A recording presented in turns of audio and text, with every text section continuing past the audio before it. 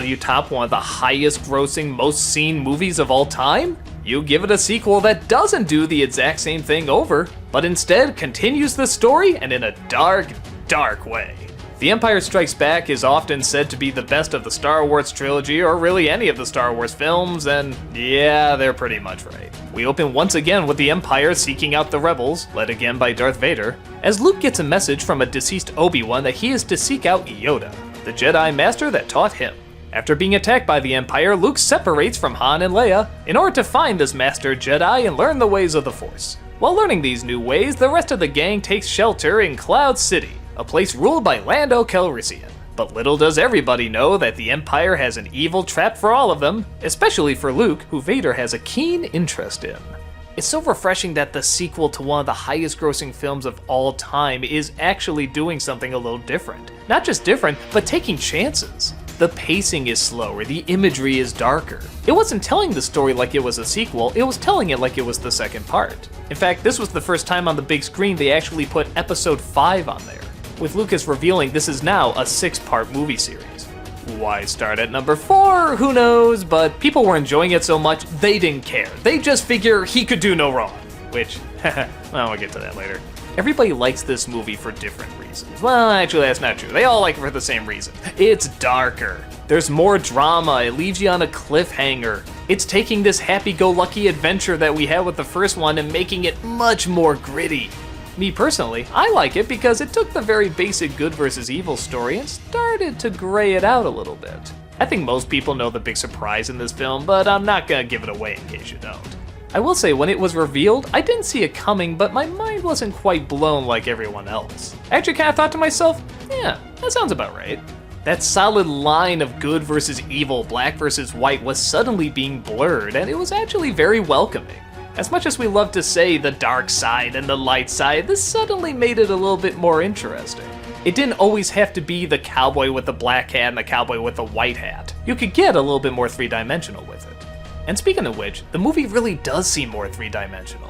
A lot of it is spending time diving inward. We have a romance blooming with Han and Leia, we have Luke trying to figure out how to use the Force. There's a lot more symbols and foreshadowing in it. It went a direction I think a lot of kids didn't see coming, and hell, even probably a lot of adults didn't see coming. But that's great, because it just got us more invested. The effects once again for the time are still pretty damn incredible. The puppet work on Yoda, even though, yeah, he does look like a Muppet, still feels very much alive. The eyes, the expression, the moving of the wrinkles on his brow. It's the same as watching Kermit the Frog. You know he's not real, but he feels real. He will later be replaced with a CG Yoda in the prequels, and even when he looked the most realistic, you never got the impression he was really there. You got the impression Obi-Wan was looking at nothing. Here, you never feel like Luke's just talking to a guy holding a puppet, you feel like he's talking to Yoda. And it's not just the use of a great practical effect, it's the use of great writing and acting. All of it plays a part. I also love how much more menacing they make the Empire in this. Not that they were not threatening in the original, but good God, Vader just went from this guy who sort of stood in the corner to this monstrous beast. Whenever he comes out with that lightsaber, you feel the intimidation. You feel like you're gonna lose to this guy. This is when he suddenly went from just being a cool bad guy to one of the greatest villains ever. He could lunge at you and rip you apart, but he could also stand perfectly still and destroy you. He can be very patient and intelligent, but he can also be stubborn, killing anyone he just doesn't like. It's a brilliant depiction of someone you love to be afraid of. The movie also goes much more into the philosophy of the Force, but again, not too much. It talks about what it is, but not how it is. It talks about the experience, but not why you're experiencing it. About feeling it, but not touching it. And again, it's not all done in dialogue.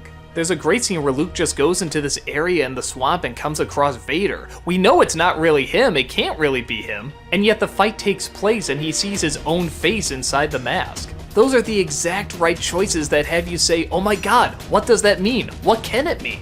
It gives you just the right tools to build your own conclusion. Again, as good storytelling should.